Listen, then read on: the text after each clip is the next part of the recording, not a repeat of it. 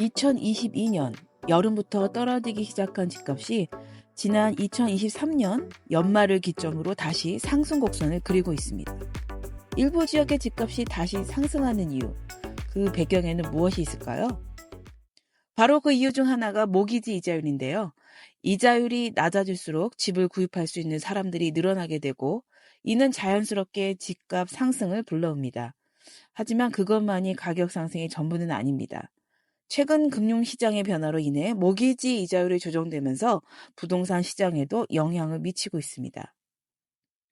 먼저 노스웨스트 MLS를 통해 2020년 팬데믹 이후 서북미 지역 주택 중간 가격을 도시별로 살펴보겠습니다.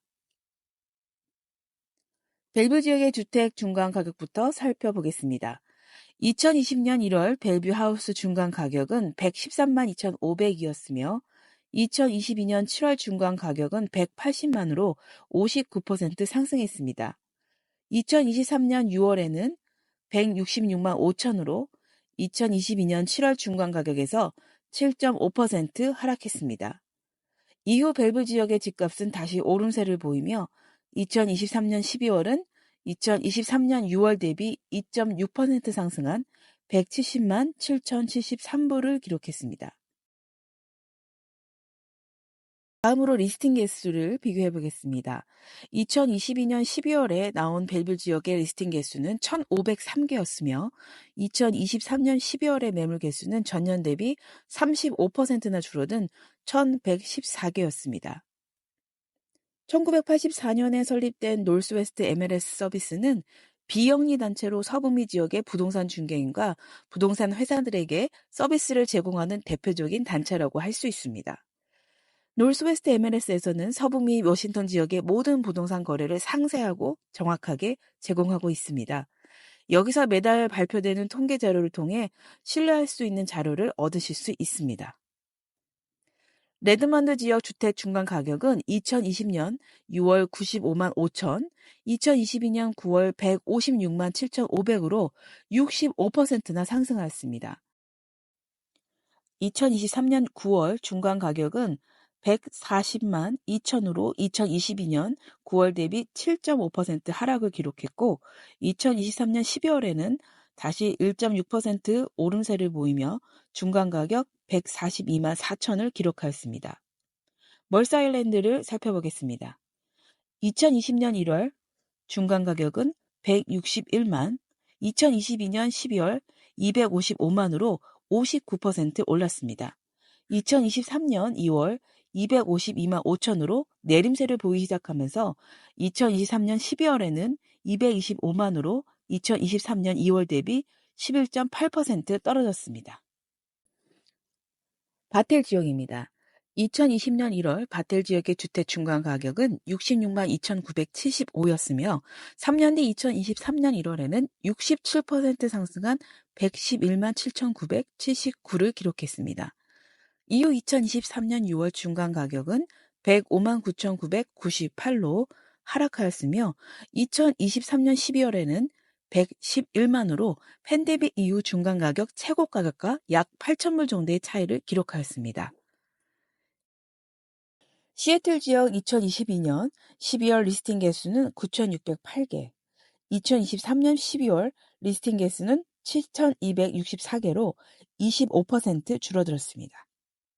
시애틀의 2020년 1월 주택 중간 가격은 73만 9,844였고 2023년 6월 93만 불로 26% 올랐습니다. 위의 다른 도시들과 비교했을 때 상대적으로 낮은 상승률을 기록하였습니다. 그리고 2023년 8월부터 12월까지 6% 하락한 87만 5천을 기록하였습니다.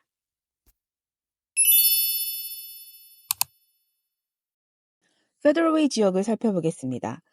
2020년 1월 중간 가격은 42만, 2023년 1월은 46% 상승한 61만 5천을 기록하였으며 2023년 6월 4.9% 하락한 58만 5천을 기록하였습니다.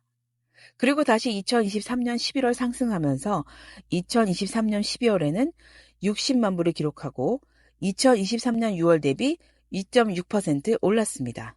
지금까지 5개 지역의 주택 중간 가격을 통해 시애틀 지역 부동산 상황을 살펴보았습니다. 그러나 동일한 도시에서도 지역별로 또는 주택의 종류별로 차이가 날 수 있습니다. 이 점 기억하시고 이외에 궁금한 지역이 있으시다면 댓글로 남겨주시기 바랍니다.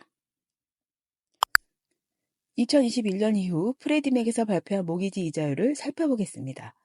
2021년 1월 7일 2.65%, 2022년 5월 10일 5.3%, 2023년 10월 26일 7.79%, 2023년 10월 28일 6.61%, 2024년 2월 1일 6.63입니다. 국채금리와 연동하는 모기지 금리가 떨어지고 있습니다.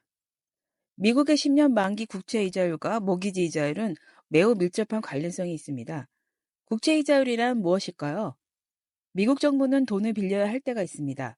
이 돈을 빌리는 방법 중 하나가 국채 발행입니다. 그런데 정부가 국채를 발행하면서 돈을 빌리는 동안에 그 돈을 빌려준 사람들에게 이자를 지급해야 합니다. 팬데믹이 전 세계적으로 확산되기 시작한 시기는 미국 10년 만기 국채의 이자율이 1.9%에서 0.5%로 급격히 하락한 시점과 일치합니다.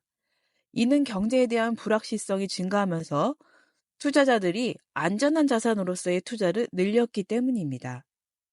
이러한 경향은 30년 고정 모기지 이자율에도 영향을 미쳤으며 이자율은 역대 최저 수준인 3% 미만을 기록하였습니다. 지금 보시는 차트에서 2020년 이후 10년 만기 국채 이자율과 30년 모기지 이자율을 보실 수 있습니다. 이 차트를 보시면 두 가지 그래프의 변동이 거의 일치하고 있는 것을 보실 수 있습니다. 이렇듯 10년 만기 국채 이자율의 변동은 모기지 이자율에 직접적인 영향을 미치며 이를 통해 미국 경제의 전반적인 흐름을 파악할 수 있습니다. 그러므로 국채 이자율의 변동을 주시하면서 경제 상황을 예측하고 그에 따른 모기지 이자율의 변동을 예상하는 것이 중요합니다.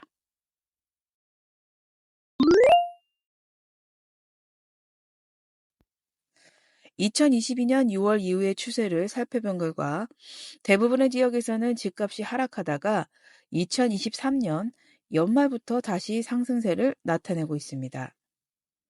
2023년 비수기라고 여겨지는 11월, 12월에 주택 중간 가격이 상승한 것을 볼 때 모기지 이자율의 하락이 일반적으로 여름 시즌에 주택 가격이 상승하는 통상적인 패턴을 뒤집어 놓았다는 것을 볼 수 있습니다. 또한 팬데믹 이후 바이어들의 억눌렸던 수요와 낮은 주택 재고량이 집값 상승을 견인하고 있다고 전문가들은 분석하고 있습니다. 오늘은 저의 첫 영상으로 시애틀 지역 부동산 시장에 관한 소식을 공유해드렸습니다. 곧 발표되는 올 1월달 매매 통계를 바탕으로 다시 인사드리겠습니다. 지금 바로 구독하시고 다음 영상 꼭 시청해주시면 감사하겠습니다.